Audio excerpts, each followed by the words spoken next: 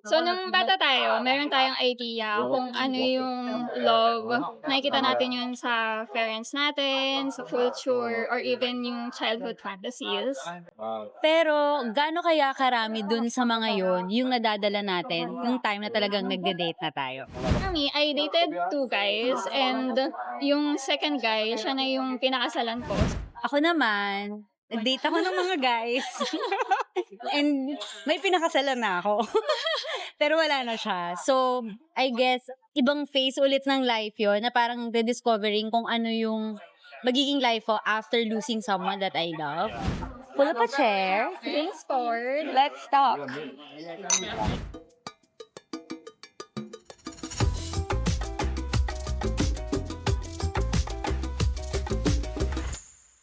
For today's episode, we have a very special guest. Please Andito na ako. welcome Jen! Hello, I'm Jeng, and I believe I'm a sucker for love. And let's go back from the very beginning. Go back in Ready ka time. na ba? So, when you were little, ano yung idea mo ng perfect partner or relationship? Medyo opposite siya, I think, kasi my parents are separated. I actually never met my dad, so he left when I was really little. But I think love in general for me, because yung extended family ng mom ko, nakita ko doon at a very young age yung different kinds of love na pwede mong makuha. And so I think in that sense, I know other people, parents that are not like really together, I know it could screw up their vision of love. But I guess for me, I'm always hopeful. Siguro kasi growing up, I never felt like may kulang, may nawawala. Very, very good realization that I actually had recently is that I'm very secure even though I'm doing long distance relationships. Interesting. Yes, parang yung iba parang they don't like it, they see it na very difficult. But I guess it's because my mom had to leave. I think I was 7 when she left and she had to work abroad. I never felt like she was not around because she would constantly call me every week, and so naging secure ako na parang love doesn't have to be physically present. Hanggang ngayon nadadala ko yun. So even though malayo, hindi mo palaging nakikita yung partner mo, for me it's okay. I find security in that. Oh, kanya-kanya talaga siya. Kasi ako, personally, hindi ko gusto ng long distance relationships. Kaya nga napunta ka here, diba? Oo, kasi ayoko na LDR. Although na-try ko siya for, yun, mga 3 months, ganyan. Pero feeling ko hindi ko kaya talaga ng long distance. Ikaw? Pares kami ni Jeng. Ay, talaga? Okay sa akin yung long distance. Kasi nakita ko sa parents ko, LDR sila eh. Kasi sumasakay ng barko si daddy. So, syempre at that time, yung communication, medyo mahirap pa. So, nakikita ko na parang they're finding time para makapag-usap, and by the time na available na si daddy, talagang i-drop ni mommy lahat just to be able to talk to him. Tsaka parang I think yung times ng parents natin before, mas mahirap siya. Oo. Kasi walang internet. Tapos yung phone cards when you have to call. Tsaka dun makikita mo yung parang lahat ng klase ng pag-show ng love. Totoo. Tsaka yung time difference din, ang hirap. Oo. Siyempre mag-e-effort ka. Pero, alam mo, gusto mo talaga makita yung ako. Physically, mas nasasad ako kapag alam kong wala akong way para makita siya. Oo. Iba kapag may physical, rin talaga, interact. Oo. So, do you think ba na yung nakikita mo for perspective mo sa love ngayon, was it shaped by family or extended family, or related pa siya sa parang ideal na relationship na gusto mo? Ako, I think, yung view ko on love is more of like, I learned from my mom's mistakes. I'm very idealistic when it comes to love. Kasi, what I didn't have growing up, I want to have it for myself. But at the same time, I'm being very careful because, syempre, yung pinagdaanan ng mommy ko, hindi rin naman madali. So, I don't want my children to go through that. Pero sa tingin mo ba, meron din influence yung culture natin? Hinanonood tayo ng teleserye ng bata tayo. Totoo, I think, kasi marireveal yung age. Lumaki tayo sa teen-oriented show, youth-oriented shows. Like, syempre, bata-bata pa tayo ng tabing ilog. Di ba naman yun yung parang high school pa lang, tropa-tropa, tapos may crush. Oo. Tsaka, Pinoy is very, very crazy on love. Totoo. Diba? Totoo. Kaya yung Valentine's Day, parang lahat Crazy, celebrate talaga natin yung mga ganun. culture very much, but I think nagbago na rin. I'm not very Filipino when it comes to dating, I guess. Yun. So, do you think yung religion, may influence din ba? Kasi ikaw, alam ko, religious ka eh. Yes. Influence ba yun sa'yo? Pagdating sa love, siguro lang, parang just be a good partner. Like, just being a good person in general. But, despite me being religious and very religious upbringing, syempre meron akong mga bagay na mas progressive yung views ko when it comes to certain things that I think is important, like practicality and being progressive. Like, it's not like the old times anymore. So, syempre kailangan natin mabuhay sa present, mas maging open. So, yun. Kailangan rin natin mag-adjust sa times. Yeah. So nabanggit mo na nagbago na siya ngayon and that meron ka ng preferences na as much as possible, ayaw mo na ng dating a Filipino. So yung ideals mo ba when you were growing up, nagmamatch pa rin ba siya ngayon? When it comes siguro sa ibang aspect like yung traits ng lalaki, or is it more on cultural talaga? Medyo may mga nagbago na. Like, I think very, very common. This is something that I learned, and something that I also had to unlearn. Dating other culture is like, biggest one is selos. So, Filipino culture, sinasabi, pag hindi nagsiselos yung tao, Hindi ka niya love. mahal. So, parang, kasi parang kailangan nakakaramdam ka ng konting, selos para masabi mo na, na mahal ka ng tao. But, na-realize ko na, kasi selos comes from insecurity. Tsaka parang wala kang trust sa partner mo. But at the same time, syempre, I think kung meron kang bad experience dun sa person mismo, I think, possibly kung parang cheating, ganon, merong selos. Pero kung May reason. may reason. Pero kung clean slate, I think hindi siya, for me, hindi siya maganda. Tsaka yung mga paalam, di ba very Filipino yun? Ipaglalabas. So, sobrang layo din ng reality, no? Kasi yung mga influences din ng bata tayo, kasi parang alam natin na yung cute, pag nagsiselos siya, pag galit siya, dahil Love na love niya ako. So, sobrang special ng feeling. Siguro nakita rin natin na, hindi naman pala talaga kailangan nagselos. Plus, nagmamature din siguro kasi tayo. Nagmature din tayo. It comes with the age. Oo. Based sa conversation natin, influences din, it's more on kung ano yung environment natin na kinalakihan. Yun yung na-adapt natin. Siguro meron tayong ideas, pero nababago siya. Depende kung paano tayo, as a person din, ganyan, tsaka ng environments ka. Kasi for example, nung lumipat ako sa Sweden, dun ko lang nalaman yung perspective nila na ayaw nila ng kasal. And then for them, same lang yung kasal versus yung partner. Ang magkaiba lang is paper. Tapos yung rights as a couple, same lang. As long as you love each other, May in understanding. a relationship kayo, it doesn't matter kung kasal kayo. Pero feeling mo ba, kung hindi ka nag-move sa Sweden, mas gusto mo magpakasal kay ni Miguel? Or ganun ka ba before kayo nag-move sa Sweden? Siguro oo. Kasi parang ang mindset ko noon is gusto ko maging housewife. Parang pagsisilbihan ko yung asawa ko. Nung nag-move ako sa Sweden, sobrang Nagbago lahat. nagbago na. Yun nga, progressive na parang bakit kailangan kong maging traditional housewife na pwede na mga ibang perspective. Para sa kaalaman ng mga viewers nyo, maybe some people don't know this, but in Europe, there are certain countries that you actually get to register your partner. Common law. Common law. So, nagiging parang mas official siya kesa sa atin. So, I guess kaya yung thinking ng mga Europeans at least, nagbago when it comes to marriage, like settling down.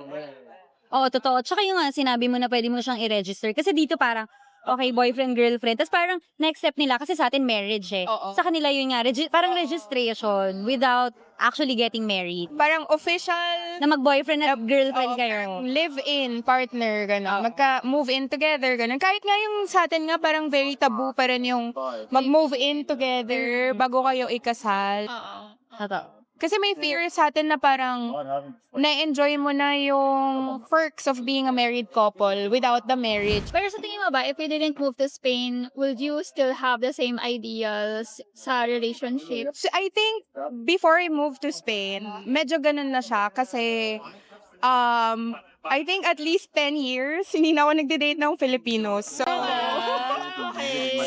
parang before pa, mas prefer ko na yung Ano yung reason? Kung pwede itanong. here, they're very much open-minded. Feeling ko sometimes I come across intimidating. Especially sa career. Kasi parang yung gender dynamic sa Pilipinas, parang kailangan yung lalaki very, very alpha. Yung babae dapat lagi lang sumusunod. So, that's something na hindi okay for me. Siguro kasi hindi strong yung influence ng guy sa akin, ng man growing up. So, parang ako hindi okay sa akin yung ganon. Tapos third, sense of humor, I guess. Tapos yung beliefs, yun nga, parang being a bit progressive. Ayun. So would you say na hindi ka talaga mag-date ever na Filipino? Kung kunyari mang may dumating na someone na gustong-gusto mo talaga. Pero Filipino siya. Hindi na talaga. Talaga? Wala na. So it's more on cultural day. Oo. Tsaka siguro kasi meron akong mga pangarap para sa future family ko. Parang gusto ko ng multicultural family. Like, ito yung naisip ko when I was growing up. So sabi ko parang, the world needs like to be more open, accepting, and inclusive. And magsisimula yan sa mga anak na galing from mixed culture. So, in our previous episode kasi, so we have shared na yung about sa situation ni Mon na she lost her husband. And syempre, dating sa dating life or dating scene, ibang-iba na siya eh. Oo. So, do you have anything Monica na... 2.0. Oo, kasi meron siyang syempre meron siyang pinakasalan. Ibig sabihin, may standards na. Oo, yun yung naisip mo na parang, ito na yung pinakamataas. So, how? Ano yung tanong? Nakabahan ako. Dating after. Feeling ko nung una, may time nag-open ako na ay sana meron akong ma-meet ulit, ganyan. Tapos parang eventually, na-realize ko, ay baka hindi pa talaga ako open. Do you think was it because na parang nakita mo na yung ideals mo eh? Oo. Parang ito yung gusto mo talaga sa lalaki. Siguro unfair din tong sagot ko kasi alam ko na hindi mo mahanap yung same person sa ibang tao. Pero parang ganun ako ngayon. Na parang sasabihin ko, okay naman ako mag-meet. Pero parang pag hindi parang OC, parang ayoko. Which is bad, Which is diba? valid naman. Valid and bad. Feeling ko naman dadating rin yung time na magiging open ulit ako. Na natanggapin ko na ibang tao to and okay lang yon. Hindi siya kailangan maging similar kay OC. Kasi ang pangit rin naman kung kunyari, balik rin natin, diba? Ako yung replacement. Pero hindi ko naman din gusto na parang lagi akong on my toes na, kailangan, nami-meet ko yung standards niya. So yun, ikaw? Kasi very short yung dating life. Oo, kasi I only dated 2 people. Tapos, kasi as you know, sa previous episode namin, nilink ko sa baba. Yes! So, nasa toxic relationship. So, syempre, parang I try to steer away from what I have seen growing up, na yung relationship nila mom and dad. Tapos parang ang perspective ko noon at that time was maybe there's another perspective or another experience na ibang-iba yung guy compared to how my dad treated my mom, mga ganyan. So, tinry ko siya and it wasn't good. So, by the time na I'm dating Miguel, talagang nag-focus na ako. Ano ba talagang gusto ko? Hindi ko lang isa napansin na ang tagal na pala namin together. Tapos, kinasal na rin pala kami. And ano yung perspective na dating to marry? Yeah. Dating na long term. And at the same time, not trying to lower my standards. Just for the sake of having a partner. So, we're ayun. glad. Fortunately, naka-dalawang lalaki lang. And Umingo po tayo. Sumakses hindi ko alam kung unfortunately yung sa amin. So, since I mentioned yung dating to marry, I know hindi naman lahat mag-agree na bakit paano mo naman malaman na pakakasalan mo agad yung dinidate mo. So, sa perspective nyo, ano yung definition ng dating? Ako siguro, or gusto mo sumagot muna? Na hot seat. Okay. So, sa akin yung dating, siguro syempre, alam mo yung end goal mo eh. Ako, for example, gusto kong mapakasal ulit. Pero hindi ko kailangang pilitin na aabot kami sa end goal ng person. So, kung dinidate ko yung person, syempre kikilalanin ko siya. Pero yun nga, sabi mo, hindi bababa yung standards. So, when you date, I guess ganun pa rin naman yun, date to marry, pero hindi ka na nag-pull around, ganyan. Pero hindi rin ibig sabihin no, napipilitin mo lang na maging kasama yung someone na to, just to have someone in your life. Para lang masabi na, May partner, oo, ganun. So yun, siguro yung mga non-negotiables ko, yung mga deal breakers ko, nandun pa rin siya. So kung hindi tayo match, ciao. Oo, totoo. Ako, I guess, I also tell this to Monica. I do dating for myself. Oo. Very much for myself. I know a lot of people, they don't like to go out kasi nakakapagod daw. Tapos parang, sorry na. Parang tinamaan ako dun Okay. Kasi ayun nga medyo idealistic pa ako. Parang gusto ko magpakasal in the future, ganun. So, syempre, I have to put myself out there. You get to meet a lot of people and also, you get to know yourself as well. Kung ano ba yung mga gusto ko? Kasi pwedeng yung mga gusto ko nung katulad ng sabi natin dati, yung mga gusto natin nung bata tayo, hindi na siya katulad ngayon. And for me, I know my mom is not happy kasi medyo sabi niya graduate na tayo sa kalendaryo. Something that I carry with me because of my childhood experiences is it's better late than wrong. Oh. Siyempre pagkaisipin natin, pag nagkaanak tayo, gusto ba natin na magkaroon ng anak na pagsisihan niya na pinanganak siya sa gantong klaseng parents dahil lang for the sake of it, magkasama sila, ang daming away, mga ganyan. Parang in general, in all sense, dapat mas maganda na sure ka. Mahirap na nasiselos ka lang sa friends mo, naiinggit ka kasi parang everyone's getting married, having children. So, don't put pressure on yourself. I guess that makes dating fun. And wala naman judgment if you've dated so many people. Oo, totoo. Na pinasalan mo kagad yung asawa mo. Totoo. Kasi iba-iba rin yung mamimit natin True. na pwedeng minalas ka talaga. Oo. Pero at the same time, important din na you're not going to date the same person na inayawan mo. Oo. Kasi inawayin mo siya for a reason. True. So, yeah, a lot of things in life, it's not a numbers game. Totoo. So, dating or like looking for someone is finding your right match. It's just like, pag hindi nag-work out yung dating, I guess it's more of hindi kayo match. Talaga. Oo. So, ayun. It doesn't matter talaga kung ilan yung mga dinidate mo. Kasi in the first place, how would you know kung ano yung gusto mo? Kung wala You're pa. not going to date anyone else. So, kapag mali yung decision mo, mas tatagal yung way mo to reach the right direction, I guess. Oo. Parang, And parang mas natatagal din na mahanap mo yung right person. pag nag-stay ka sa wrong relationships, So, ang laking factor din yung childhood experiences, yung mga nakikita natin sa social media or sa teleserye dati. Yung sa parents din, diba? Hindi naman natin maiiwasan na kung ano yung kinalakihan mo na environment. Siyempre, yun yung sa tingin mo na normal. Okay, so it's time to wrap it up kasi gabi na. Thank you for being with us. finally! Yeah, finally. Since magkakaiba tayo ng siguro stages or perspective in life, ano sa tingin niyo yung mabibigay yung advice and message sa sarili nyo, sa audience, and sa friends about dating? Very important when it comes to dating is to be yourself, number one. Number two, as we mentioned earlier, iba yung inisip mong standards and all, pero iba rin yung non-negotiables. So, dapat alam mo kung ano yung hindi okay sa'yo. For myself, enjoy, be happy, at saka importante na mahal mo yung sarili mo. If you don't have enough love for yourself, how would you expect other people To love. to love you? So, tsaka kapag mahal mo rin yung sarili mo, it also pushes you to say no to things na sa tingin mo ay hindi na okay. For me naman, very aligned kami ng perspective ni Jeng when it comes to dating. To add to that, ang masasabi ko lang din is hindi mo kailangan na mag-adhere sa mga social norms na not necessarily lalaki siya, na siya yung magiging provider, or porket babae ka, you have to do everything that would satisfy the guy, na parang kasalanan mo if mag-cheat siya or whatever. So, parang focus lang din kung ano ba talaga yung purpose mo in a relationship, na syempre hindi naman natin masisisi if someone wants to be a traditional housewife na magsisilbi talaga sa guy. Pero at the same time, we don't have to necessarily be judgmental of other people.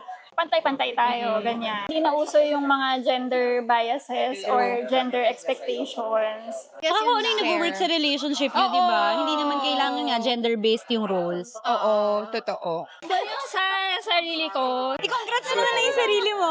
Congrats, na hindi mo binabaan yung standards mo this time. You know what you deserve and what you want. Yun nga, yung sabi mo, lagi sinasabi, you deserve what you tolerate.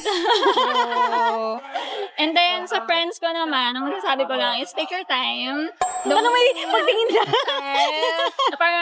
Don't settle for anyone just for the sake of having a partner. Kasi, hindi mo naman makahanap yung happiness sa ibang tao. True. Kung hindi ka happy sa sarili mo. Siguro yung message ko na lang sa audience and sa friends, magkasama na. Dun sa mga taong tinatry maghanap or mag-date, yun nga, first be yourself. Kasi, coming from, di ba, a relationship na, okay, I think successful naman yung relationship ko with Aussie. Sa mga days na kaharap nyo lang isa't isa na wala kayong ginagawa, kapag tinatry mo mag-pretend, alam mo yun, parang hindi siya sustainable eh.